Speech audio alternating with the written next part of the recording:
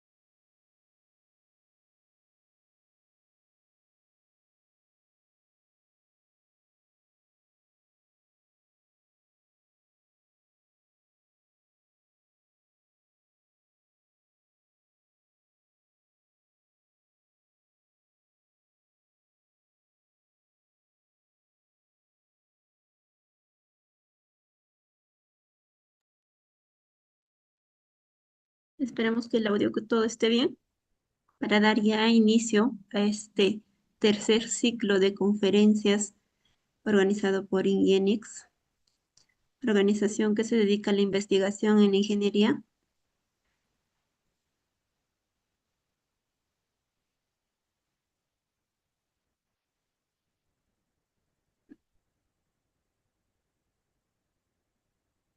Todo está bien, se me oye muy bien, ¿verdad, ingenieros?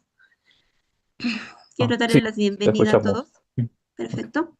Quiero darle la bienvenida a todos los participantes, eh, pues a este nuevo ciclo de conferencias.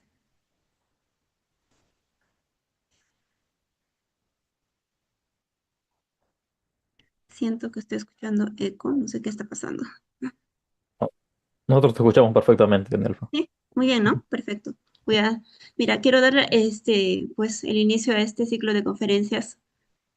Como lo veo mencionando, Ingenix está enfocado en la investigación y en la ingeniería civil, específicamente en lo que es en la ingeniería estructural, ¿no?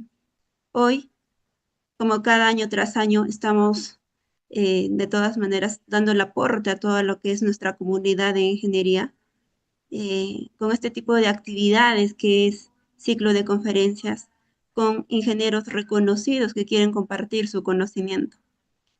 Por ello, quiero darle la bienvenida a todos los participantes, asimismo a nuestro ponente, el ingeniero, el magíster, ¿no? El ingeniero Julián Palacios, que nos va a compartir un tema muy interesante con su tema.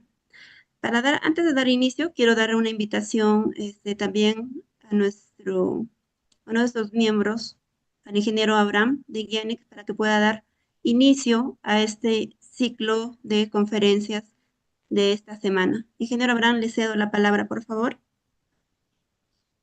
Gracias, ingeniero Nelfa. Buenas noches a todos. Eh, bueno, les quería dar la bienvenida a esta actividad. Esta ya es el tercer ciclo de conferencias, ¿no? En este marco de actividades del proyecto, ¿no? Solamente para comentarles, como bien ha comentado la ingeniera, pues este proyecto tiene el objetivo de difundir y promover la investigación en ingeniería civil, ¿no? A través de este tipo de espacios de colaboración, de capacitación, de actividades académicas que están orientadas principalmente a la ingeniería estructural. En ese sentido, bueno, esta actividad forma parte de la primera actividad que tenemos en este año. Eh, y bueno, tiene este propósito, ¿no? De generar eh, es una mayor conexión entre la formación académica e investigación en la práctica profesional. Así que espero que todos los webinars que se van a desarrollar en esta semana sean de su interés. Eh, Hay temas bastante interesantes, aunque muy, son muy nuevos, no son, son temas de investigación que están bastante, tienen una línea de, de investigación muy interesante. Así que los invitamos a que formen parte de estas actividades, ¿no? Y espero que sea de su agrado y que puedan compartirlo, ¿no? Con sus colegas, algún compañero que esté interesado en alguno de estos temas. Así que, bueno, sin nada más que decir, le doy el pase al ingeniero Nelfa, ¿no? Para que haga la presentación correspondiente.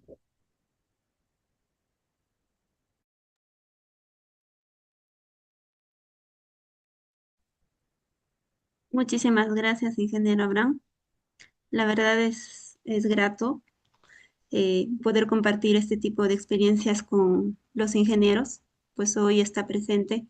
La verdad somos muy dignos de poder presentar y tener la dicha de tenerlo aquí presente en este ciclo de conferencias del ingeniero Julián Palacios, que ha hecho un poquito de su tiempo, debido a que él está, en estos momentos está en Japón, ¿no?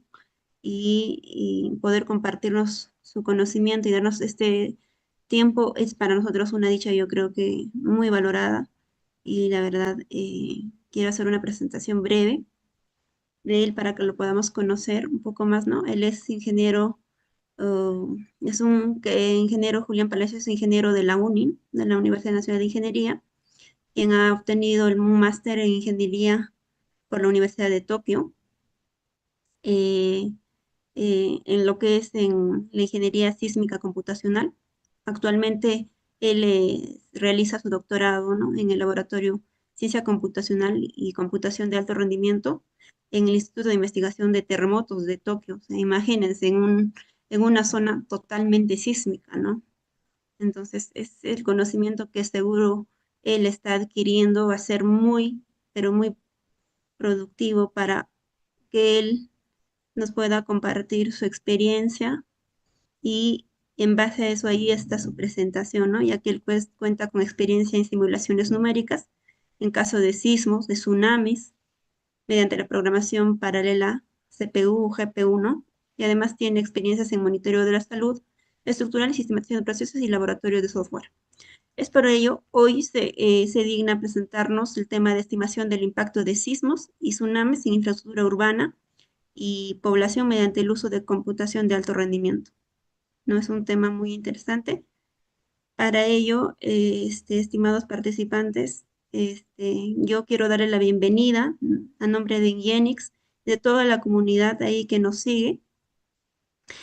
También quiero hacer la invitación antes de pasarle al ingeniero, que puedan compartir, está siendo transmitido en el canal de YouTube y puedan compartirlo, ¿no? Y seguro que el ingeniero Julián también va a tener la dicha porque él también tiene ya una comunidad que lo sigue, ¿no? Por ello, ingeniero Julián, muy buenas noches, muchas gracias y doy la bienvenida a este ciclo de conferencias y dando a usted, pues, iniciando, ¿no? Este ciclo de conferencias organizado por IENIX, que es una organización, una comunidad que está enfocada en la investigación en la ingeniería civil. Bienvenido, ingeniero Julián. Adelante, le cedo la palabra.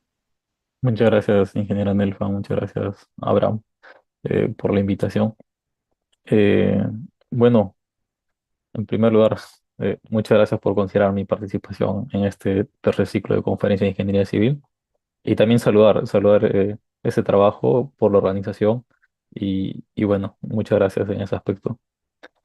Eh, bueno, como se mencionó, el título de esta conferencia es La estimación del impacto de sismos y tsunami, ¿no?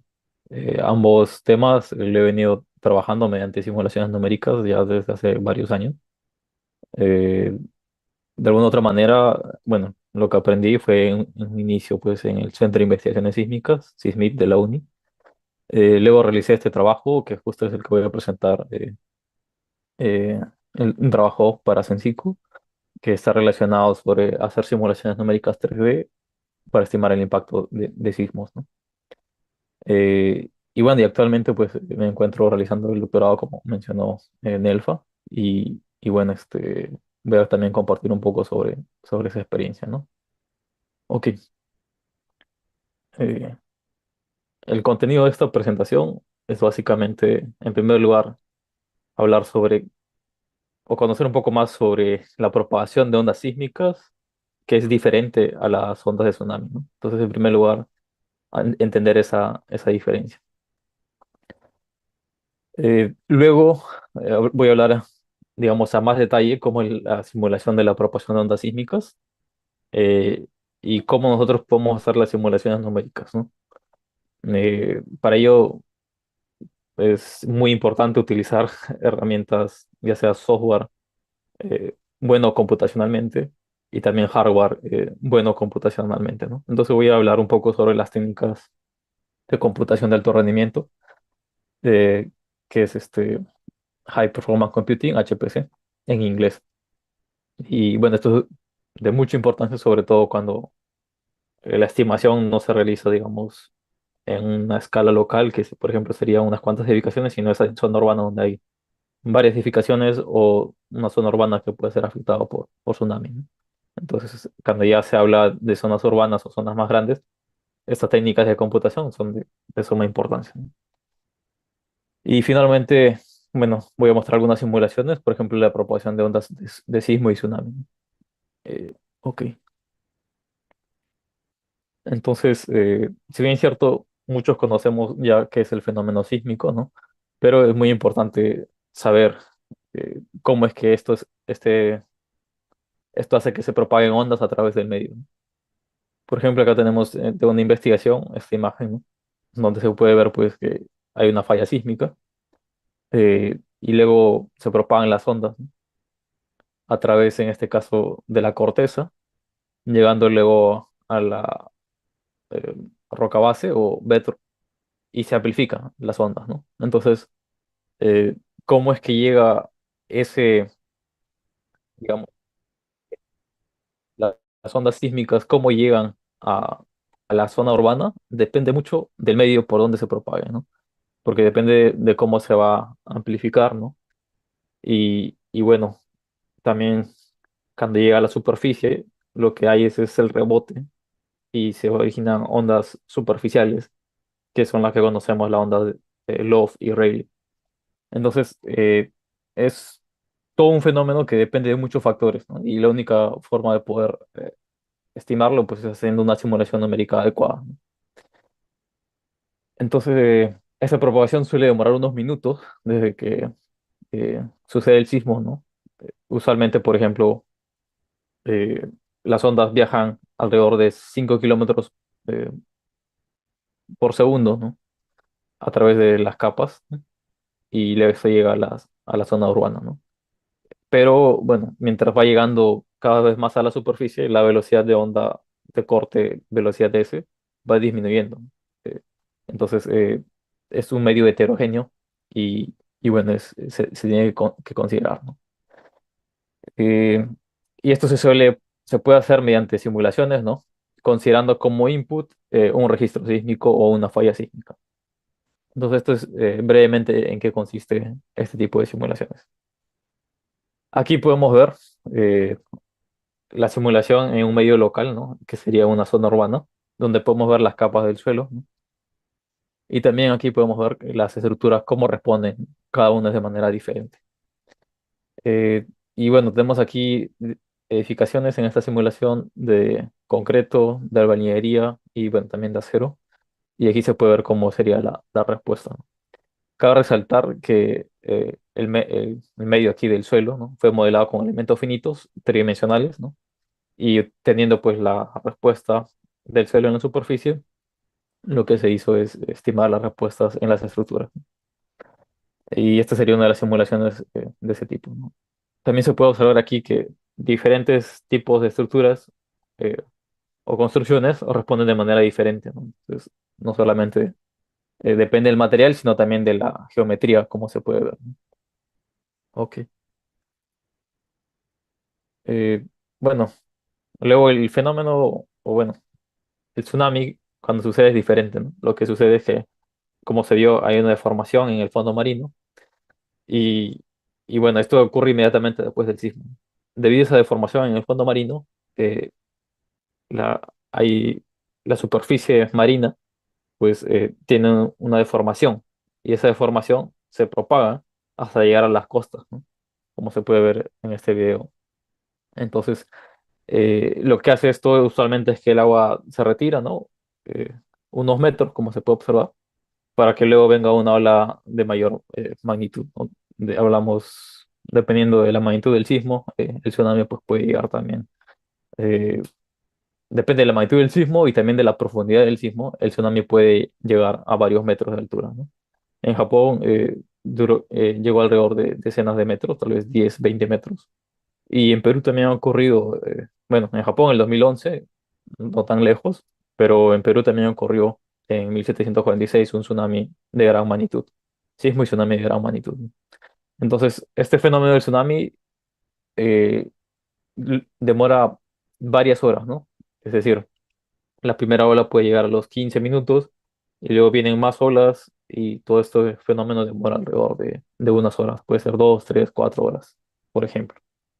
Entonces, en el caso del tsunami, empieza la deformación en el fondo marino, como se mostró, generada debido a la falla sísmica, y luego esta perturbación se propaga a través del océano hasta llegar a la costa, como se vio. Este proceso suele demorar horas, por lo que no se suele considerar la dinámica de la ruptura, ¿no? Entonces, en este caso, esto demora en cuestión de 2 minutos la propagación de ondas sísmicas, pero la propagación de ondas de tsunami pues, puede demorar varias horas, ¿no? Y todo nace pues debido a que la falla sísmica origina una deformación en el fondo marino y esto pues origina olas que van a llegar a la costa, ¿no? Entonces eso es lo que podría comentar brevemente cuál es la diferencia.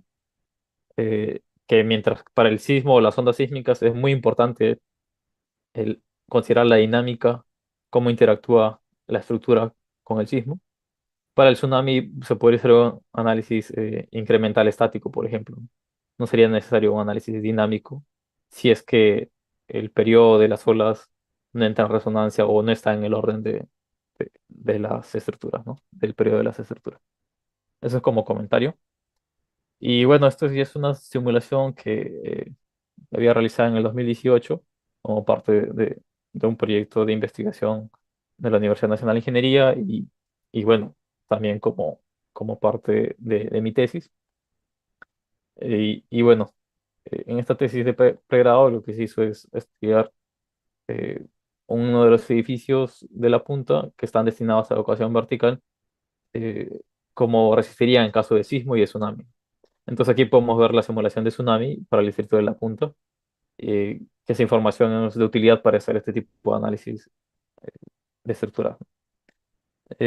Bien, entonces este es el caso de la punta, Lima, bueno, en que está, es un distrito en Lima, que tiene, que está bastante expuesto debido más que todo a su ubicación, ¿no?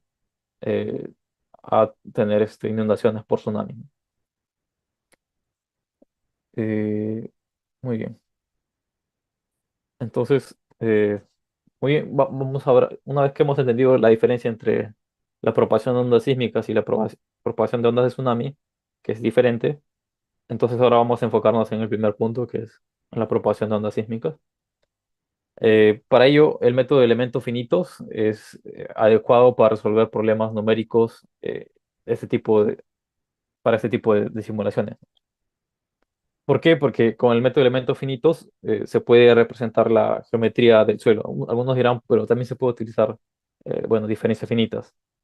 Sí, se puede, pero bueno, hay ciertas limitaciones, ¿no? El método de elementos finitos, debido a que permite utilizar elementos, por ejemplo, tetraédricos. Estos elementos tetraédricos se adaptan muy bien a geometrías complejas, ya sea las capas del suelo o, bueno, a estructuras, etcétera. Entonces, por esa razón es de mucha utilidad este tipo de métodos.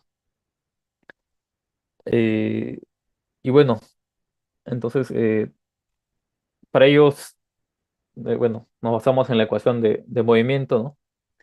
Eh, que básicamente es masa por aceleración más el amortiguamiento del sistema por la velocidad más la rigidez por el desplazamiento, la rigidez del sistema, va a ser igual a una fuerza externa. No obstante, luego de discretizar, por ejemplo, en el tiempo, vamos a obtener nosotros este tipo de ecuaciones, ¿no? Donde al final, pues aquí n representa el, el paso del tiempo y n-1 del paso anterior. Entonces, en este caso, se ve que depende del paso anterior el paso actual. Y bueno, aquí hay un conjunto de, de matrices que va a ser, pues, al final se resume en un sistema de ecuaciones que se tiene que resolver. Y en la parte derecha tenemos a un vector que, bueno, esta es una suma de vectores que estaría relacionada a la fuerza eh, o el vector, bueno, de la mano derecha, F. Entonces, aquí tenemos un sistema que se tiene que resolver en cada paso del tiempo. Bien, eh, ok. En este caso, en este sistema de ecuaciones, U representa lo que es el desplazamiento, V, velocidad y A, aceleración. F representa la fuerza externa. Esta fuerza podría ser, por ejemplo, debido al sismo, ¿no? A las fuerzas inerciales, etcétera. Aquí MC y K vendría a ser la matriz de masas, amortiguamiento y rigidez. Delta de T es el incremento del tiempo, ¿no? Y, y bueno, para este tipo de integración en el tiempo se está utilizando lo que es el método de Newmark beta. Y bueno, si bien es cierto, se resume todo este sistema de ecuaciones que pueden ser construidos mediante el método de elementos finitos a, este, a resolver simplemente este problema del sistema de ecuaciones. Esto se realiza en cada paso de tiempo. Y usualmente, por ejemplo, en un sismo que, por decir, demore un minuto, tenemos 60 segundos. Y si consideramos cada paso de tiempo, que si consideramos una frecuencia, por ejemplo, de 100 Hz, tendríamos alrededor de más o menos 60.000 pasos de tiempo. En eso, no, disculpen, eh, 6.000 pasos de tiempo. Y tenemos que resolver este sistema. Y este sistema es de un tamaño, pues, de alrededor de millones de grados de libertad, ¿no? Para poder representar la zona urbana apropiadamente, es necesario eh, construir un sistema que puede estar en el orden de millones de grados de libertad. Entonces, el tamaño de esta matriz o este sistema es muy grande. Y, y bueno, y, y al resolverlo en varios pasos de tiempo, esto puede tomar mucho tiempo computacional, ¿no? Entonces, si se, para decirlo de manera sencilla, si es que se hace la simulación sin considerar las técnicas de composición de alto rendimiento, esto demoraría pues días o semanas. Entonces, para ello, para lidiar con ese costo computacional alto relacionado pues a,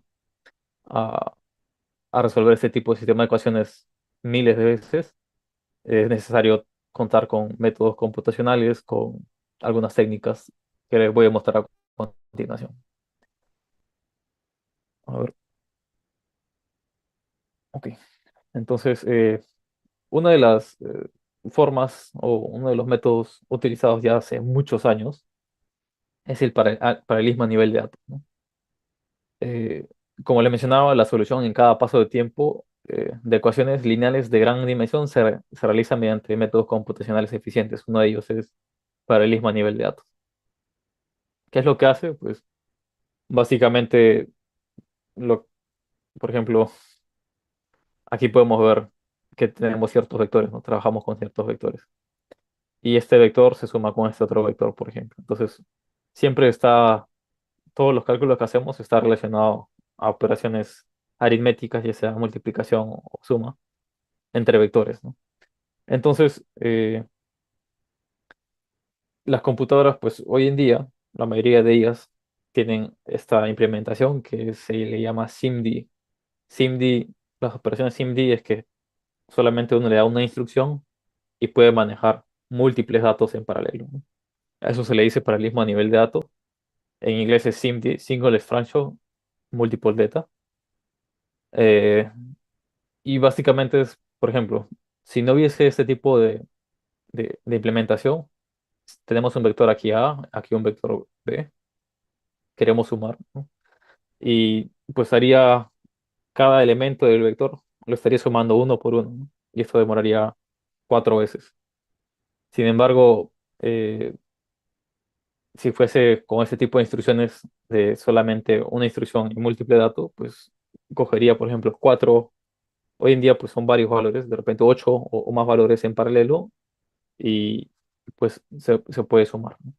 Los vectores, y esto hace que sea cuatro veces más rápido, ¿no? Es decir, solamente uno le da una instrucción, pero no es que hace la instrucción a cada elemento, sino que lo hace de manera a todo el vector, ¿no? Entonces, hoy en día, los compiladores, cuando uno le da la opción de que considere este tipo de operaciones, hace que el programa que uno cree, el software que uno cree, sea rápido, ¿no? Sin embargo, si es que uno no le da por defecto, pues puede ser que no considere este tipo de paralelismo a nivel de datos. Bien, eh, luego de ello, pues tenemos aquí, ah, bueno, el paralelismo multinúcleo, ¿no? Entonces, para ello, mm, pues de una manera bien simple de poder entender esto es, por ejemplo, asumamos que tenemos una computadora, ¿no? La computadora, de hecho, que estoy presentando, eh, tiene aquí su memoria, ¿no? Su memoria RAM, la cual pues interactúa con el procesador, el cual tiene varios núcleos o cores. Entonces, este tipo de computadoras que nos permite que si uno realiza una programación de manera estratégica utilizando técnicas de compresión de alto rendimiento, pues básicamente no solamente puede utilizar un núcleo, sino que puede utilizar varios núcleos, en este caso, por ejemplo, cuatro núcleos. Y si es que una tarea pues demora 4 horas, pues en este caso demoraría una hora si es que uno utiliza los cuatro trabajadores o cuatro núcleos en paralelo, ¿no? Para que se entienda a lo que me refiero, aquí voy a mostrar en mi computadora. Eh, no sé si se puede ver, pero aquí se puede ver las características bueno, estoy mostrando las características de mi computadora, ¿no? Es una laptop, ¿no? Y aquí podemos ver la memoria, ¿no? La memoria es, bueno, la que se muestra acá. Eh, y bueno, son de 16 gigabytes de RAM. Y cuando uno le da clic en CPUs, bueno, por defecto, ujú, sale, bueno, de esta manera, ¿no? De manera resumida, se puede ver que hay varios aquí núcleos o cores. Acá dice cantidad de núcleos cores son 10. Y si es que uno quiere ver cómo está trabajando cada uno de manera separada, le da esta opción y puede ver que realmente tiene varios núcleos, ¿no?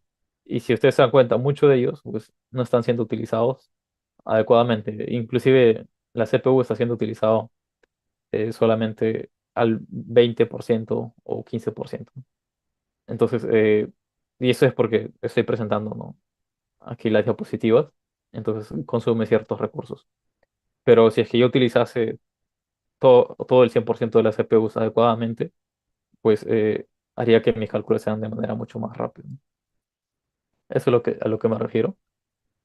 Hoy en día pues tenemos varios núcleos y utilizar de manera eficiente los núcleos en paralelo se le dice paralelismo multinúcleo, ¿no? Y bueno, luego tenemos el paralelismo de memoria distribuida, que básicamente es utilizar varias computadoras, ¿no? No solamente, por ejemplo, la computadora que le mostraba, sino utilizar varias computadoras o servidores, o se le dice nodos también. Entonces esto representa una computadora a otra computadora. Y al final, pues, cada uno se conectan a través de una red que permite la transmisión de datos de manera rápida. A esto se le llama, pues, a un clúster de computadoras o una red de servidores, ¿no? Y hoy en día, pues, las supercomputadoras están conformadas de esta manera, ¿no? Eh, de hecho, eh, las supercomputadoras se renuevan cada 6 meses, ¿no? Y hay una lista que se llama Top 500 y ahí se puede ver cómo va evolucionando las supercomputadoras con respecto a cómo pasan los años, ¿no? Hace 3 años aproximadamente la mejor supercomputadora en el mundo era la supercomputadora Fugaku, era supercomputadora japonesa, ¿no? Hoy en día, debido a que las supercomputadoras han renovado y están utilizando las GPUs para hacer el cálculo, eh, entonces ya no solamente son supercomputadoras basadas en CPU, sino también en GPUs. Y esto hace que los cálculos sean acelerados, sean más rápidos. Y la supercomputadora con capacidad de hacer mayor cálculo o computación son americanas que bueno, que básicamente utilizan las tarjetas gráficas o GPUs, ¿no? Unidades de procesamiento gráfica. Bien, entonces, en ese sentido es muy importante eh, hacer la computación acelerada por GPU, ¿no? Eh, y bueno, por ejemplo, aquí Kusakabe, que eh, es compañero de laboratorio, él ya terminó el doctorado, ¿no? En el 2021 hizo una simulación sísmica, bueno, simulación de la licuación de suelos a escala urbana, utilizando pues solamente CPUs y luego acá él implementó con GPUs y se puede ver, bueno, claramente que se reduce el tiempo de cómputo de 40 a 5 segundos para para pocos pasos de tiempo, ¿no? Cuando él corre toda la simulación, claro que puede tomar mucho más tiempo. Y bueno, eso también es porque es de manera muy rápida porque está utilizando supercomputadoras, ¿no? Entonces, eh, Kusakabe, en este caso, ha hecho esta simulación y se puede ver claramente cómo mejora el uso de unidades de procesamiento gráficas o GPU. Bien, eh, eso es lo que quería mencionar brevemente y también que ahora hay un proyecto que se llama Fugaku Next, que es la nueva versión de Fugaku, la que se está planificando aquí en Japón. Y bueno, probablemente vuelva a ser una de las mejores supercomputadoras eh, en el top 500, ¿no? Bien, entonces, esto de aquí básicamente es paralelismo eh, o hacer la computación de manera mucho más rápida utilizando el hardware, ¿no? ¿Mediante qué? Mediante las opciones que me da el hardware, que es paralelismo a nivel de datos, paralelismo multinúcleo, paralelismo de memoria distribuida y aceleración por GPU si es que tiene GPU. Pero eso no es todo, ¿no? Eso es una parte. La otra parte importante también es el software. Entonces, eh, para ello, pues, el software tiene que ser eficiente, el que utilizamos para hacer ese tipo de simulaciones sísmicas. ¿Qué quiere decir que sea eficiente? Pues que sean métodos numéricos, que considere métodos numéricos eficientes, que permitan que el cálculo sea rápido y computacionales. ¿Qué quiere decir que sea confiable? El software también debe ser confiable, que sea verificado, ¿no? Verificado, por ejemplo, con soluciones analíticas. Eso me da a mí confiabilidad de que al utilizar el software, pues yo voy a tener digamos, buenos resultados, ¿no? Aparte, lo posible es que sea validado con experimentos. En ese sentido, pues, y también, bueno, es recomendable que sea escalable, ¿no? ¿Qué quiere decir que sea escalable? Pues está bien, puede ser que lleve a un programa, un software que funcione para una estructura o para cierto número de estructuras, pero si es que yo incremento el problema a escala urbana, por ejemplo, ¿no? Entonces es importante que el software pueda lidiar con eso, considerando pues un hardware escalable. Entonces debe de tener esas capacidades. Y hoy en día, pues, Gcode, que es un software que hemos registrado en Indecopy, software peruano, y bueno, estamos trabajando en la validación experimental de Gcode, ¿no? Ya está verificado con soluciones analíticas, y bueno, eh, personalmente puedo decirle que sí, bueno, está validado experimentalmente. Próximamente estaremos haciendo unas publicaciones al respecto, pero, pero bueno, en este caso, comentar que Gcode realiza este tipo de simulaciones numéricas de modelos realísticos 3D, usando computación de alto rendimiento. Entonces, eso es lo bueno que cumple con esos tres requisitos para el software, ¿no? Aquí a la derecha podemos ver uno de los papers, el primer paper publicado utilizando G-Quake en 2024, presentaba la conferencia de ingeniería sísmica, conferencia mundial de ingeniería sísmica que fue en Italia. Eh, y bueno, ahí lo que se hizo es la simulación de un medio, como se puede ver aquí, de 16 kilómetros por 22 kilómetros, utilizando G-Quake, donde pues se sometía aquí a una carga cíclica, más que cíclica, utilizan una fuerza tipo impulso que se propaga a través del medio, que tiene estas propiedades, y pues se registra cuánto es el desplazamiento en C. Este problema, al ser un medio homogéneo, hace que se puedan obtener las soluciones analíticas de manera, eh, digamos, exacta, precisa. Entonces, comparando con acciones analíticas, en este caso se puede observar que GQuake eh, tiene un error menor al 4%, ¿no? Y esto es básicamente porque GQuake considera bordes absorbentes, ¿no? ¿Qué quiere decir bordes absorbentes? Si es que uno simula pues eh, un impulso o una falla sísmica, lógicamente las ondas se tienen que propagar de la falla sísmica hacia, bueno, hacia el medio, o bueno, hacia un campo lejano, ¿no? Es lo que usualmente se ve. Pero si es que no se considera digamos, bordes absorbentes, lo que va a pasar es que de la falla sísmica o el impulso sísmico, las ondas viajan y luego rebotan, contaminando, digamos, eh, contaminando la respuesta en el medio. Entonces, lo que usualmente suele pasar es que las ondas viajan y no rebotan, sino que se atenúan en el medio. Considerar eso es considerar unos bordes absorbentes, bueno, en este caso Jikwe considera eso mediante unos bordes absorbentes que estaban pues aplicados en todo el borde de este modelo, ¿no? Y es por eso que solamente hay un error menor al 4% en cuanto a la amplitud, ¿no? De hecho, este error puede ser eh, aún menor si es que se extiende más las dimensiones del modelo. Bien, eh, ok. Entonces, utilizando Gquake, este software, eh, vamos a mostrar aquí ya cómo es la aplicación, ¿no? Entonces, ¿dónde se aplicó? Se aplicó pues a través de un trabajo realizado para Sensico, un estudio eh, que no solamente lo he hecho yo, sino fue también con el apoyo de Elvis Guisado y Luis Fernando López. Y pues hemos hecho todo un trabajo aquí en esta zona de estudio, ¿no? Para mostrarles un poco esta zona de estudio, está ubicada en San Borja, ¿no?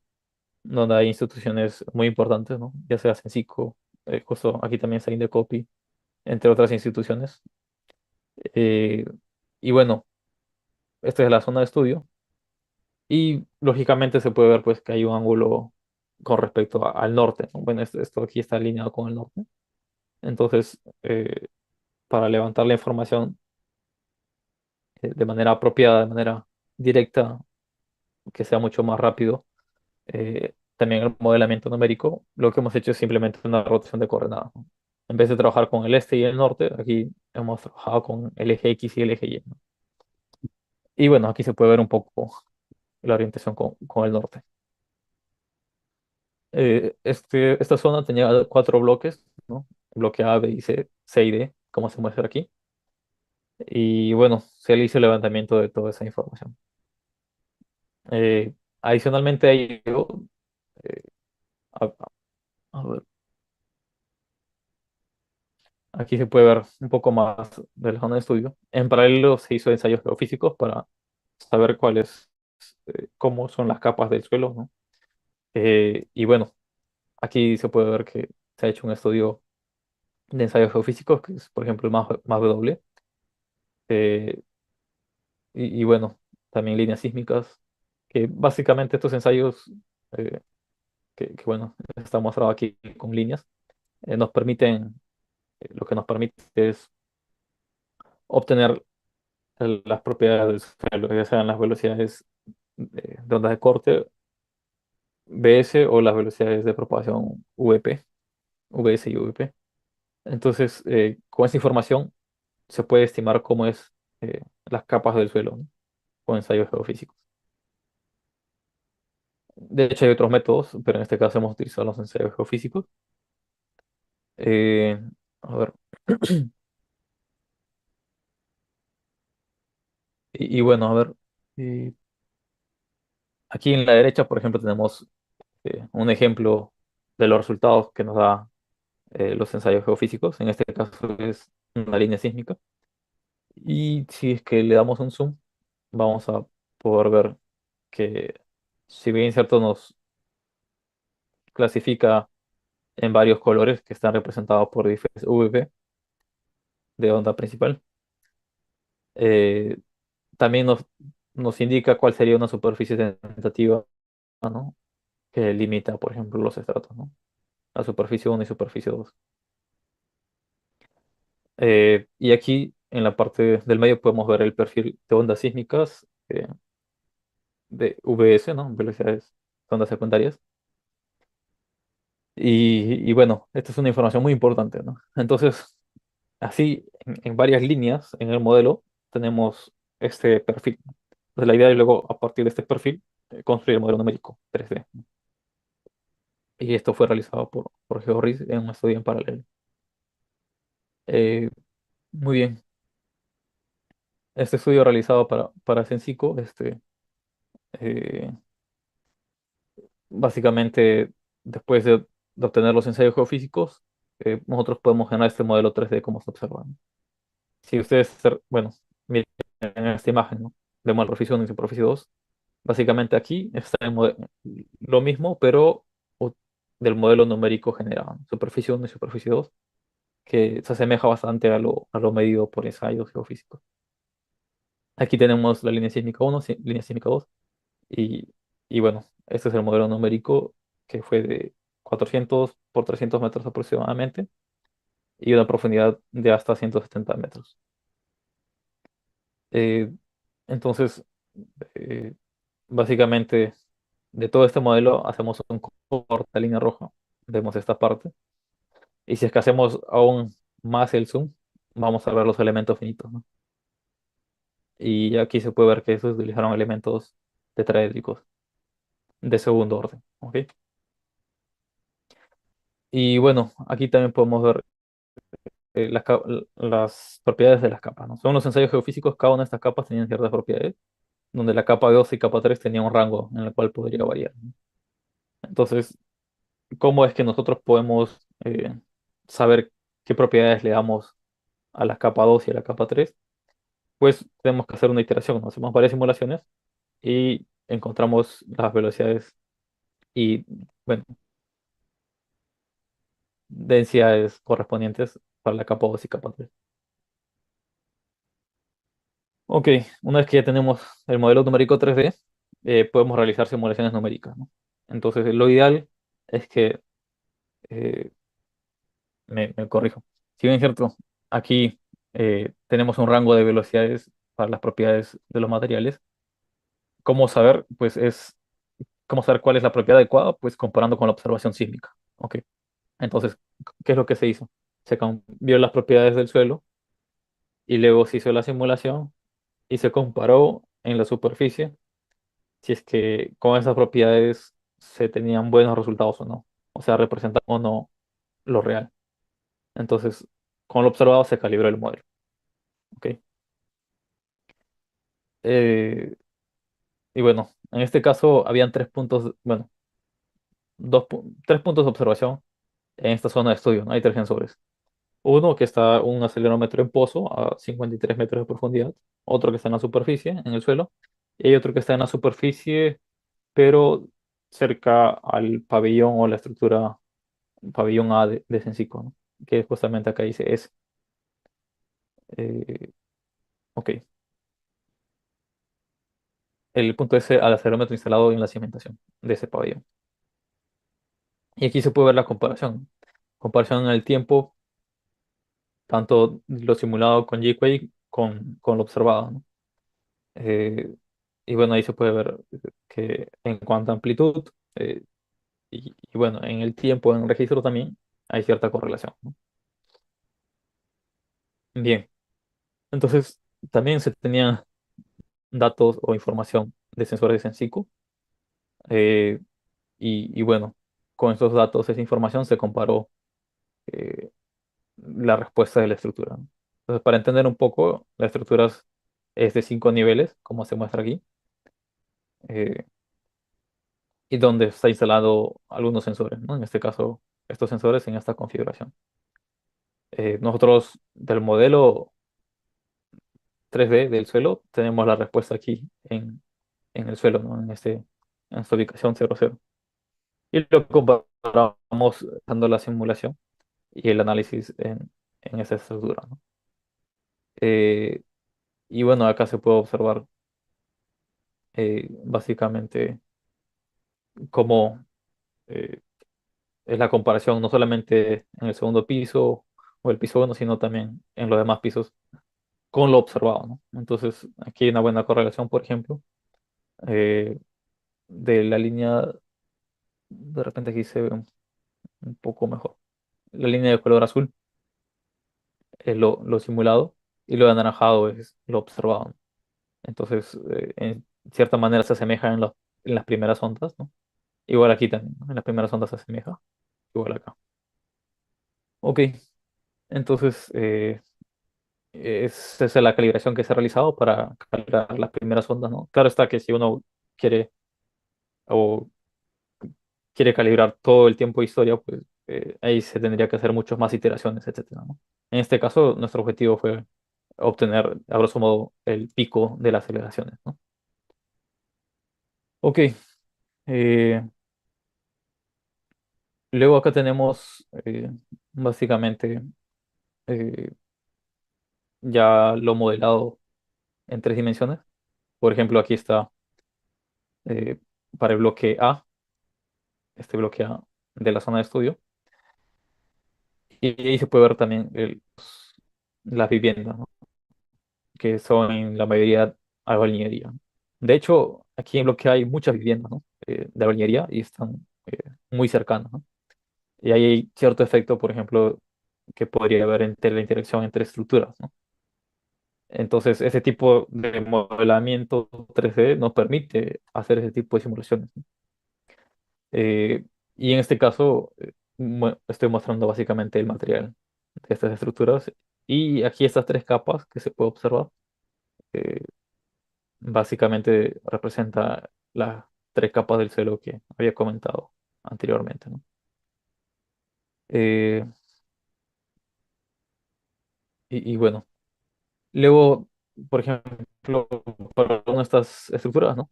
Nosotros tenemos imágenes, por ejemplo, de aéreas, por ejemplo, de Google Maps. Y bueno, se puede obtener esta imagen, por ejemplo, ¿no? En este caso, como nosotros lidiamos con el modelamiento de más de 200 estructuras, es que hemos hecho un software junto con los que hemos trabajado, con Luis Fernando, por ejemplo, hemos hecho este software que inmediatamente, a partir de la planta de la estructura, pues se puede obtener de manera sistematizada los ejes estructurales, ¿no? Y, y luego, pues, se puede mostrar aquí, digamos, la geometría en planta y también de los ejes. Una vez que tenemos esa geometría, esa herramienta también nos permite colocar pues columnas o vigas o muros, etcétera, ¿no? Como se muestra aquí. Y de esa manera pues de hacer este tipo de análisis de manera sistematizada, ¿no? Claro está que esto se hace con criterio, pues yendo a campo y luego haciendo las simulaciones respectivas, ¿no? Entonces, eh, d- luego haciendo este trabajo en campo respectivo, diría. Entonces, básicamente es muy importante ir a campo y con ese criterio definir el sistema estructural. Otra vez, esto aquí es una aproximación, ¿no? Una aproximación con un criterio de información en campo. Claro, lo ideal sería pues hacer estudios exhaustivos, evaluaciones estructurales más detalladas a una edificación. Pero si se hace eso, pues tomaría varios días, por no decir meses. Entonces, en este caso, fue un criterio, eh, una aproximación, pero basado en la información en campo real y utilizando la geometría real en planta. Bien, y luego aquí tenemos otro bloque, el bloque B, donde había más estructuras de concreto armado, ¿no? Como se puede mostrar aquí, y había una torre de varios niveles, ¿no? Me parece que alrededor de 20 niveles. Y aquí tenemos el bloque C, que es esta manzana, donde estaba acá pues la estructura también de Sensico. Y, y bueno, no solamente hay estructuras de albañilería, sino también de concreto. Y luego tenemos bloque D, que estos bloques de construcciones un poco más antiguas. Y bueno, eh, el principal material pues, de lo que se observó era albañilería por lo general. Y Bueno, y de la misma manera se hizo este tipo de aproximaciones para estimar cómo son las estructuras, ¿no? Dada la vista en planta y también los trabajos en campo, ¿no? Lo que se ha visto en campo. Y se proponía pues el modelo estructural, ¿no? Bien, aquí tenemos un video, pero voy a aprovechar para tomar un vaso de agua.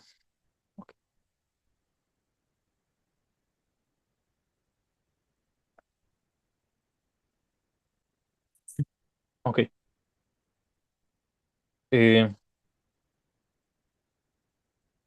muy bien. Entonces aquí podemos ver cómo se propagan las ondas, ¿no? Este es un resultado de la simulación numérica y cómo es que también responden las estructuras, ¿no? Eh, a ese, bueno, a esta propagación de ondas sísmicas, ¿no? Aquí lo que está en colores básicamente muestra la magnitud de aceleración y bueno, azul quiere decir que es una aceleración baja, ¿no? Rojo quiere decir que es alrededor de 0,5 metros por segundo al cuadrado. Estamos hablando de 50 gals, ¿no? El sismo que espera pues Lima pues es de gran magnitud, ¿no? Recordemos que el el año pasado, en el 2026, 2025, hubo un sismo que llegó hasta alrededor de 0. No, disculpen, de 2 metros por segundo al cuadrado. En este caso estoy mostrando un sismo que máximo está llegando a 0,5 metros por segundo al cuadrado, ¿no? O sea, no es un sismo tan fuerte. De hecho, es un sismo de magnitud, bueno, sismo de 2024 que será alrededor de una magnitud 5, ¿no? O sea, no es un sismo tan fuerte. Y, y bueno, aquí se puede ver cómo sucede la propagación de ondas sísmicas, ¿no? Y en este caso está bien porque el modelo también fue un modelo lineal elástico y para representar ese tipo de sismos de menor magnitud, pues no hay problema, ¿no? Bien, eh, luego aquí tenemos el caso de un sismo de gran magnitud, ¿no? Un sismo, por ejemplo, de 1966. Eh, a ver, ok. Entonces, lo que se puede ver aquí, ¿no? Es cómo responden las estructuras. Y bueno, ¿cómo se hizo la consideración para simular este tipo de sismo, ¿no? Entonces, básicamente, eh, se tiene registrado en una de las estaciones geográficas antiguas, ¿no? Eh, Parque de la Reserva, por ejemplo, se tiene un registro. Entonces, eso se hace una deconvolución para estimarlo, pues, en la roca base y luego se estimarlo en la superficie de esta zona, en este caso San Borja, ¿no? Entonces, teniendo esa estimación en la superficie, pues se puede hacer una estimación también para utilizando este modelo 3D para toda esta zona, ¿no? Entonces, básicamente es una aproximación para considerar ese movimiento sísmico, ¿no? Cabe resaltar que en esta versión de G-Quake, ¿no? eh, mm, se hizo esta aproximación, ¿no? Pero hoy en día estamos trabajando para hacer simulaciones no lineales, que considera el comportamiento no lineal del suelo, el comportamiento cíclico, eh, etcétera. Muy bien. Luego aquí tenemos las respuestas máximas. O sea, ya tenemos aquí el escenario sísmico para un sismo, por ejemplo, de magnitud de 1966, por ejemplo. Considerable, magnitud considerable. Y aquí podemos ver eh, la respuesta sísmica en cada bloque. A ver. Por ejemplo, eh, para todas las viviendas de jardinería podemos ver que hay máximas distorsiones, ¿no? Y, y bueno, aquí lo que está en color rojo o negro quiere decir que es una distorsión de hasta 5 por mil. Para esto depende mucho si son edificaciones de albañilería o de concreto, ¿no? O de acero, qué nivel de daño están. Entonces aquí solo muestro distorsiones máximas, ya depende, eh, digamos, del material para saber qué nivel de daño tienen. Igual aquí en este caso tengo para el, digamos, el, el otro bloque, ¿no? Donde hay mayormente estructuras de concreto, ¿no? Y ahí se puede ver las distorsiones máximas, ¿no? Del modelo 3D. De la misma manera aquí se puede observar para los otros bloques. Bien, entonces esto es con respecto a, digamos, la propagación de ondas sísmicas y la aplicación para estimar el impacto en una zona urbana. Y esto aquí sería pues la sonda de tsunami, ¿no? Entonces, la sonda de tsunamis es un tanto diferente. En este caso, lo que estoy mostrando es un video de propagación de tsunamis trabajado con Carlos Dávila, ¿no? De hecho, voy a hablar más sobre el trabajo que estamos haciendo en las siguientes diapositivas. Pero como mencioné, todo nace de una falla sísmica, de un escenario sísmico, representado por fallas eh, sísmicas unitarias, como se muestran aquí, son 5. A partir de ello, pues nace o se obtiene lo que es la deformación en el fondo marino, lo cual hace que perturbe la superficie del océano y esto genere ondas, ¿no? Entonces, esto básicamente es esa deformación del fondo marino y a esto vendría, pues, ser lo que es la propagación de ondas en la zona urbana, ¿no? Como se ve aquí, se trata de una simulación de varios kilómetros, ¿no? Y esto, pues, este cómputo puede tomar mucho tiempo, ¿no? Entonces, ujú, para ello también es necesario, eh, digamos, optimizar, hacer que el cálculo sea de manera mucho más rápida. Y sobre todo porque si sucede un tsunami, eh, digamos, eh, puede demorar, la primera ola puede llegar a los 15 minutos, ¿no? Va a depender del lugar, pero por dar un orden puede llegar en 15 minutos. Entonces, el cómputo de la simulación de tsunami debe ser mucho menor, ¿no? Debe ser el orden de los 3 5 minutos, ¿no?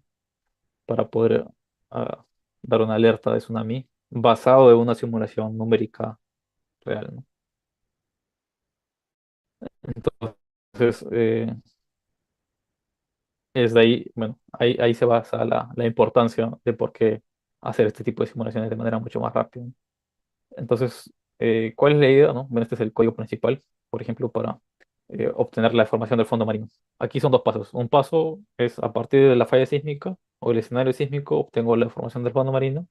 Y el segundo paso, que es el que toma más tiempo, a partir de la falla sísmica, hago la simulación de tsunami. Para este primer paso, para poder entender en qué consiste este tipo de métodos, básicamente se tiene que hallar la respuesta para cada falla sísmica, se tiene que saber cuánto se deforman. Y luego se va acumulando. Entonces, eh, esto es de manera simple, ¿no? Que, bueno, aquí Z quiere decir pues cada grilla, ¿no? Y por ejemplo, esta falla unitaria va a originar una deformación en cada grilla, ¿no? Ok. Entonces, esto básicamente es un bucle, ¿no?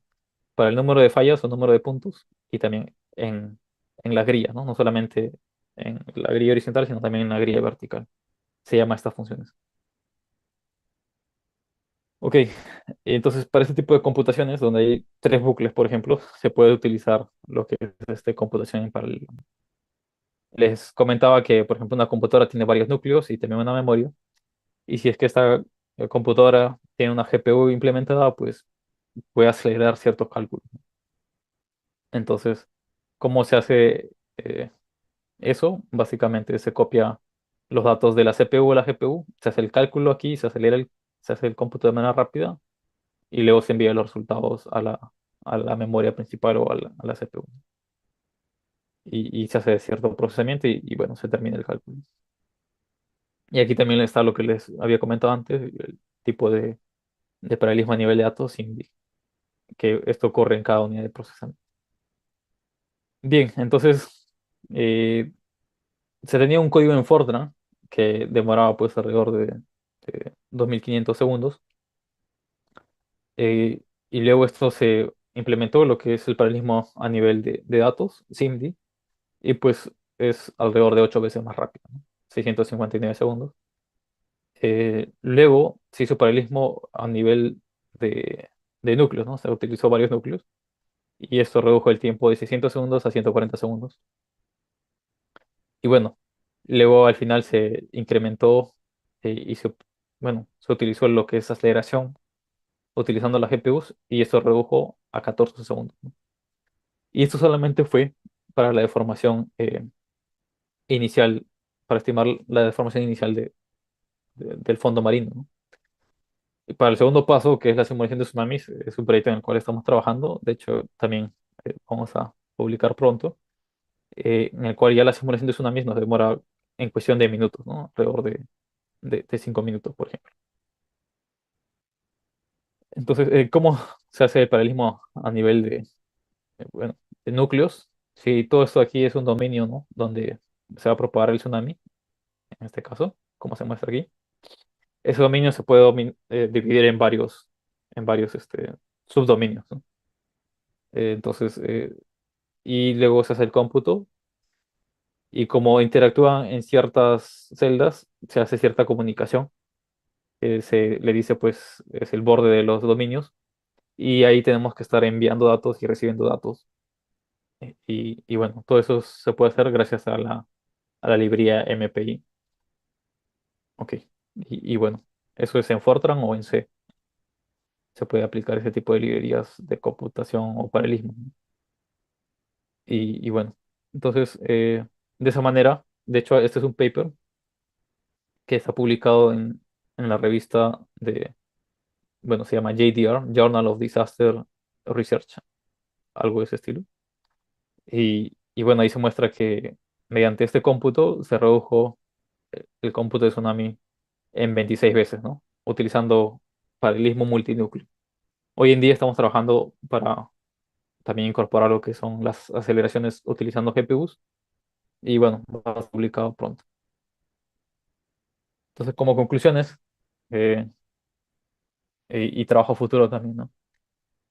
Integrar estas simulaciones numéricas con computación de alto rendimiento y datos geoespaciales representa una herramienta poderosa y eficiente para la evaluación de riesgo de sismos y tsunamis en zonas urbanas. Esta metodología permite la identificación rápida de las zonas de alto riesgo.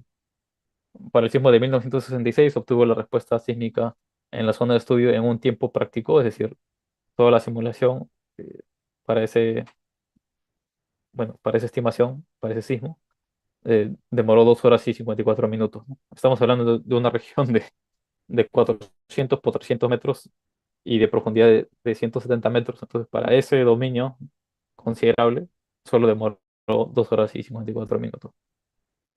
Eh, Gracias al uso de técnicas avanzadas de computación de alto rendimiento, por ejemplo, mediante GPU. Además, en este caso se proporciona un marco sólido para el fortalecimiento de los sistemas de alerta temprana de tsunamis, ¿no? Es decir, lo desarrollado podría ser utilizado para ese tipo de sistemas de alerta temprana. Y como comentario, pues estamos terminando ya este proyecto, que es un proyecto de concurso obtenido a través de un concurso, un proyecto de investigación especial, investigación formativa especial del 2025 y ya se está terminando. Eso sería todo por mi parte y si es que hay preguntas, estaré atentos a poder escucharlas. Muchas gracias. Muchísimas gracias, ingeniero Ujú. Julián. Desde Japón nos ha compartido, la verdad, una presentación magistral. Creo que ha sido muy grato poder escuchar y que él nos haya compartido su experiencia, ¿no? Con el tema de la verdad que Perú siendo un país pues totalmente sísmico, somos cuna, estamos ahí en el cinturón del fuego, pues este tipo de estudios es un aporte valiosísimo, ¿no? Que va a aportar en particular. Y ese estudio que ha presentado, incluso lo que ha mostrado y el estudio que ha hecho ahí con Sensico. La verdad creo que fue muy claro, ingeniero. Julián, muchísimas gracias. Para el cual vamos a pasar a la sección de preguntas y respuestas, de preguntas y algunos comentarios, ¿no? Ahí el ingeniero Rodríguez, desde Colombia, le da un caluroso saludo, ingeniero Julián, desde Neiva, Colombia. La verdad, Saludos. sí. Asimismo, el ingeniero Denis hace una consulta, dice buenas noches. Respecto a la eficiencia de métodos numéricos, ¿qué métodos numéricos, como diferencias finitas, elementos finitos, o volúmenes finitos han demostrado de ser más eficientes computacionalmente en este software para reducir el error relativo en modelos de gran dimensión. Ok. Mm, Eh, Muy bien, muchas gracias. Bueno, nuevamente saludos para Wilson. Eh, y bueno, en cuanto a la pregunta de Denis, cuando uno utiliza diferencias finitas, pues básicamente, mm, por lo general, por defecto se utiliza una misma grilla, por ejemplo, en horizontal, en X y en Y utiliza una misma grilla, ¿no? Claro que algunos cambian, por ejemplo, el tamaño de la grilla en Z, lo adaptan, pero aún así son millones de celdas o por decir muchas celdas comparadas con el método de elementos finitos, ¿no? El método de elementos finitos, su otra ventaja muy buena es que solo uno le puede dar un refinamiento local donde se necesita, ¿no? Por ejemplo, si tenemos un medio en el cual entre capas uno puede definir elementos de mayor tamaño, entonces eso hace que sea más eficiente, ¿no? Es decir, en el caso de diferencias finitas, el tamaño del elemento se mantiene, ¿no? Por lo general. En cambio, con el método de elementos finitos, eh, se puede hacer ese refinamiento local o refinamiento adaptativo o refinamiento eficiente. En ese sentido, yo podría comentar que el método de elemento finito es bastante versátil, ¿no? Y interactúa también con otros tipos de implementaciones, ¿no? Eh, y bueno, computacionalmente existen técnicas para, para el método de elemento finito. Entonces, por ejemplo, cuando uno guarda el sistema de, construido a partir del método de elementos finitos, usualmente tiene que guardar para, pues, un sistema que está, que al final pues representa una matriz, ¿no? Pero si es que uno guarda toda esa matriz, sería computacionalmente imposible. No obstante, hay técnicas muy eficientes para guardar la matriz tenida con el método de elemento finito. Por ejemplo, hablamos el almacenamiento eh, disperso comprimido por filas, se le llama así, y en inglés sería CRS, Compressed Raw Storage, que es muy bueno para almacenar ese tipo de matrices obtenidas con el método de elementos finitos. Y hay una serie de desarrollos en ese aspecto. eh, entonces, sí, yo creo que el método de elementos finitos puede ser aplicado computacionalmente, bueno, eficientemente para este tipo de simulaciones computacionales. Ajá. Y luego dice para reducir el error relativo de modelos de gran dimensión. Entonces, bueno, para hacer el análisis del error que puede haber, lo que se suele hacer es un análisis de convergencia en el cual se va incrementando el nivel de refinamiento, es decir, se va haciendo más fino el modelo o reduciendo el tamaño del elemento finito. Entonces, eh, esa sería mi recomendación, el método de elementos finitos, porque nos permite un mallado o refinamiento adaptativo. claro, muchísimas gracias, ingeniero. También agradecido al ingeniero Denis por su pregunta, su consulta. Vamos a seguir con el ingeniero Rojas, ¿no? Que felicita en primer lugar la presentación y su consulta dice, considerando los avances en computación de alto rendimiento en la que ha participado, ¿cree que en el corto plazo este tipo de simulaciones podría integrarse a nuestra realidad computacional o aún estamos lejos de ese escenario? Supongo que hace Mm, la comparación, la realidad que tal vez usted está en Japón, ¿no? Con la que actualmente tal vez estemos nosotros en Perú. mm, Ingeniero, su Sí, bueno, es una respuesta. muy buena pregunta, ¿no? Eh, bueno, por lo que he visto en Latinoamérica, los países que están desarrollando eh, ese tipo de tecnologías, o más que desarrollando, aplicando ese tipo de tecnologías, es eh, Brasil y Chile, ¿no? Por lo que he leído, por lo que he visto. De hecho, en Chile tienen tienen un laboratorio de computación, disculpen. la otra de computación de alto rendimiento. Y, y bueno, ahí se tiene toda una infraestructura para hacer ese tipo de simulación numérica. No estoy seguro si lo están aplicando al caso de sismos, pero sí. eh, Disculpen.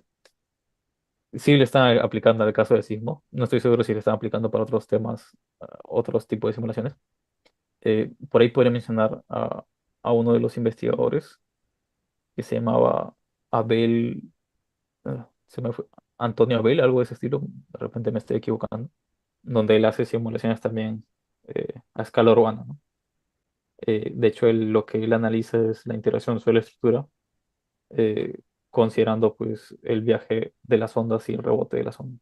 Entonces, sí se está realizando de mi punto de vista en la región. Eh, en Perú, bueno, todavía somos pocos los que estamos realizando. Y claro, la diferencia es considerable, ¿no? Yo espero que en Perú se realice porque es muy, muy importante para analizar eh, este tipo de fenómenos sísmicos, ¿no? Y para concientizar también a la población.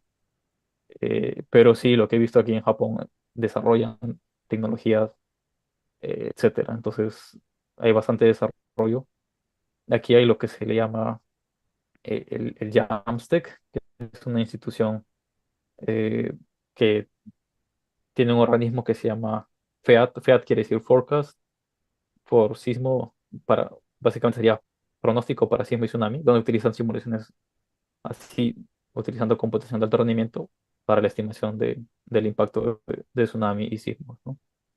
Entonces, sí, sí es algo que se realiza y están desarrollando pues aquí en Japón mucho y espero pues que más adelante pueda realizarse en Perú.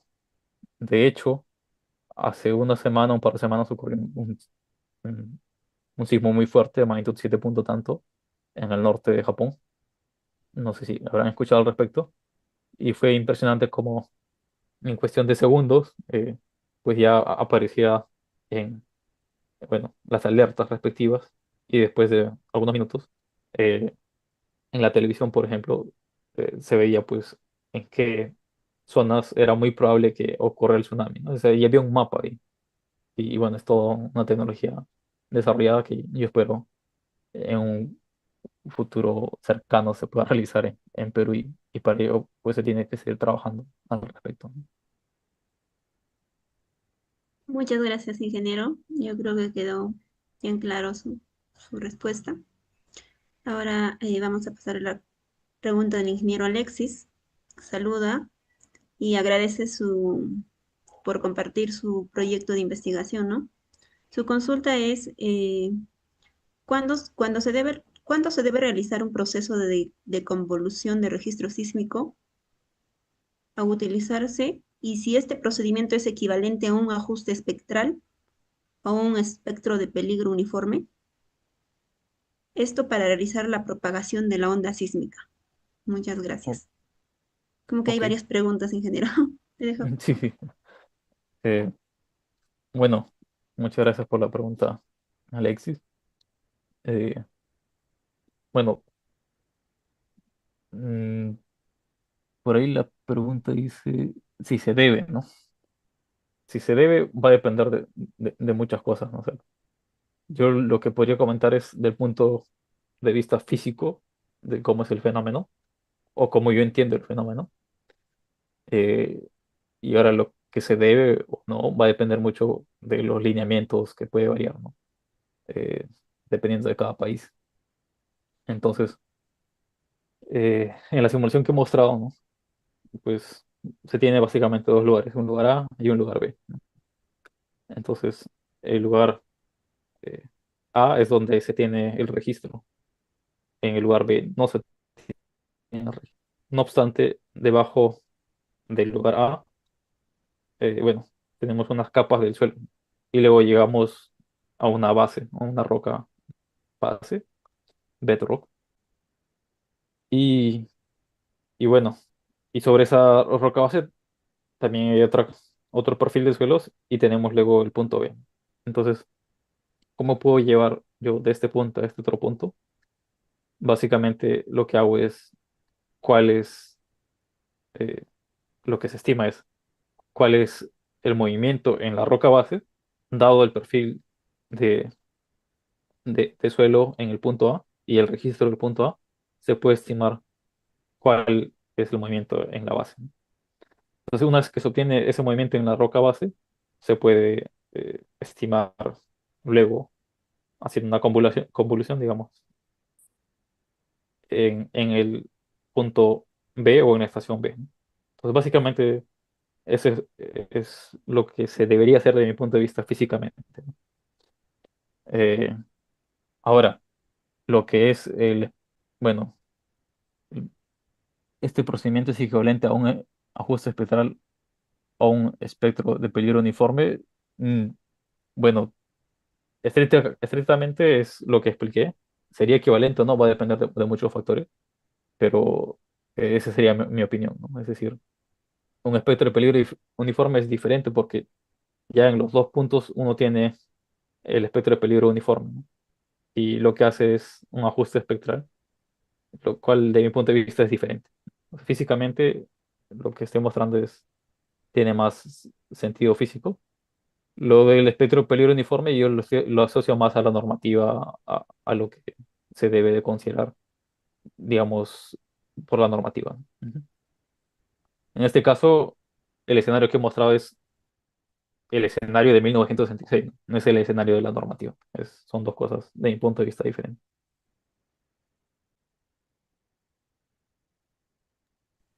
Claro, ingeniero Julián, muchas Ujú. gracias.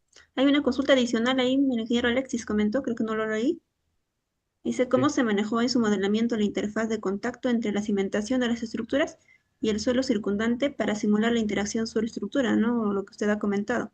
Ahí justo ese tema muy interesante también.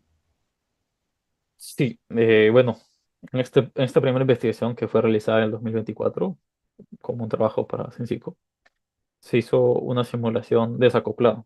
Básicamente se simuló el suelo y luego las estructuras. ¿Por qué? Porque para representar el suelo era suficiente una resolución de medio metro, eh, considerando que todo el dominio es de, digamos, de 400 por 300 aproximadamente.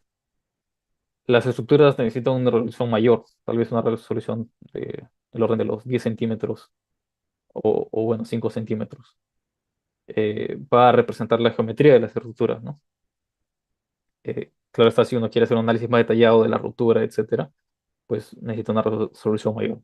Pero para representar la geometría usualmente se necesita 5 centímetros de manera aproximada. Eso, y aparte la heterogeneidad, es decir, el cambio de las propiedades. Tenemos el suelo y tenemos luego el concreto.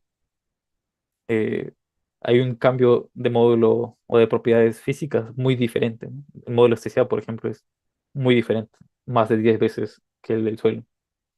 Esto hace que sea difícil simularlo, ¿no?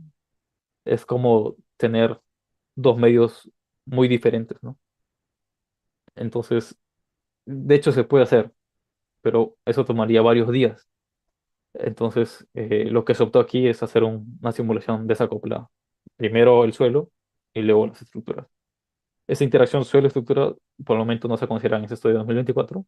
No obstante, es algo que venimos trabajando y bueno, próximamente se estará compartiendo cómo resolver este problema, ¿no? Considerando la interacción suelo-estructura. Claro, ingeniero. Sería, hay algunos, excelente, la verdad, ingeniero. Y vamos a seguir con la sección de preguntas con el ingeniero Flores. Reinaldo Flores menciona, agradece por la presentación. La pregunta o el comentario es, ¿el software que desarrollaron tiene acoplado modelos constitutivos para materiales para simular el comportamiento no lineal de los materiales como para el concreto, albañilería y acero? Ok. Bueno, es una buena pregunta.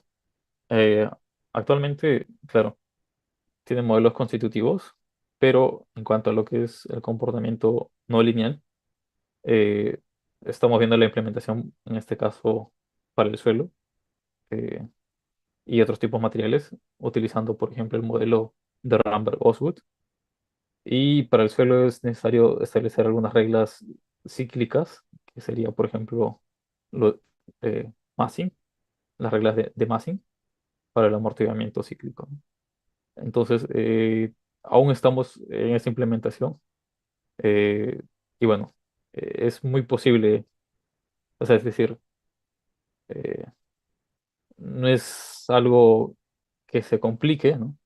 Pero sí es algo que estamos planeando ya publicarlo dentro de poco, ¿no? De hecho, estuve leyendo algunos libros para poder hacer esa segunda versión, ¿no? Considerar más el comportamiento no lineal de otros materiales.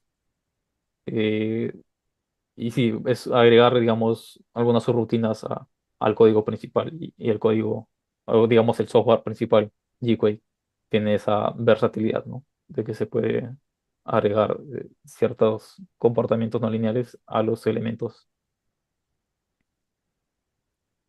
Muchas gracias, ingeniero Julián. Pasamos con la siguiente consulta del ingeniero Carlos Eduardo, ¿no? Dice, Ujú, para poder realizar algunos trabajos, además de descargar la herramienta patentada y usar CPU y GPUs, haría falta otro tipo de insumos para realizar simulaciones de un grupo de edificios. ¿Estaría al alcance económico? ujú. Es una muy buena pregunta. Eh, bueno, el tema ahí sería lo que es el cómputo, ¿no? Si es que uno, por ejemplo, quiere hacer el cómputo, eh, este tipo de simulaciones, ¿no? En este caso, lo que, la simulación que he mostrado utiliza unas GPUs que son de alta gama, por ejemplo, las GPUs A100 o hoy en día H100, eh, son GPUs que permiten hacer este tipo de cómputo de manera acelerada. Comprar un servidor o una computadora de ese estilo, pues alrededor de eh, va a depender de cuántos GPUs, pero digamos con 4 GPUs o en ese orden, alrededor de $100.000, ¿no? No obstante, hoy en día, a través de la computación en la nube, por ejemplo, AWS ofrece computación en la nube, se puede rentar esas supercomputadoras, ¿no? O bueno, más que supercomputadoras, se pueden rentar servidores que tengan esa cantidad de GPUs que uno quiere. Y ese costo puede estar alrededor de $27 por hora, etcétera, lo cual hace económicamente factible este tipo de simulaciones. Entonces, es gracias a a la tecnología actual y estas posibilidades de rentar en la nube, es posible económicamente. Ujú. Muchísimas gracias, ingeniero Julián. La verdad, estamos muy agradecidos por poder absorber todas las consultas de nuestros participantes. La verdad, toda la comunidad de Ingenix en gran parte somos amantes de toda esta rama de lo que, de la investigación y que más su aporte, ¿no? Porque en realidad el hecho de haya mostrado ahí su software, el IQUAC, y este aporte que sea peruano, usted siendo ingeniero de la UNI, representando al país, la verdad es un orgullo poder ahora que usted está en Japón y traer esta tecnología y lo está aplicando aquí y que sea este software que tal vez sea una base de inspiración para muchos ingenieros para que puedan tal vez hacer uso, ¿no? Y poder generar mayor conocimiento en todo lo que es en esta área, ¿no? Ya que siendo nuestro país un país sísmico, además, considerando que pues en un mayor porcentaje nuestro país es de edificaciones autoconstruidas, ¿no? Que genera mucha vulnerabilidad sísmica en todo lo que es la costa del país, ¿no? Y incluso hace último, pues, así como comentario menciono que siempre estamos esperando ese sismo de 8 grados aquí en el Perú. Usted comentó que hace poco tuvo un sismo de 7 grados, pero Japón es un país de primer mundo que está preparado para recibir ese tipo de sismo porque es una edificación, porque sus edificaciones están preparadas. A diferencia de Perú, pues imagínate la vulnerabilidad que existe, ¿no? Y usted al hacer este tipo de simulaciones está generando un gran aporte a todo lo que es al área de la ingeniería sísmica, ¿no? La verdad, ingeniero, estamos muy agradecidos por su participación. Esperemos que no sea la primera vez que vamos a contar con su participación para próximos eventos. No sé qué más decir, alguna consulta, duda a todos los participantes, ahí se les ha enviado el link del formulario de asistencia y no se pierdan porque a las 8 continuamos con la siguiente ponencia del siguiente ponente, ¿no? Que también nos trae así un tema muy interesante en lo que es la rama de la ingeniería estructural. Por favor, les invito, voy a cerrar de todas maneras, la sesión va a estar grabada en lo que es en la plataforma de YouTube, en la que tal vez vamos a seguir compartiendo junto con el permiso del ingeniero Julián, ¿no? Para que pueda llegar. Muchos participantes tal vez no han podido conectarse en vivo, ¿no? Pero la sesión va a estar grabada y de alguna manera, ingeniero Julián, muchísimas gracias. Ustedes son, la verdad es alguien que inspira a muchos estudiantes y seguro que con ingenieros como usted el país va a salir para adelante. Muchísimas gracias, ingeniero Abraham.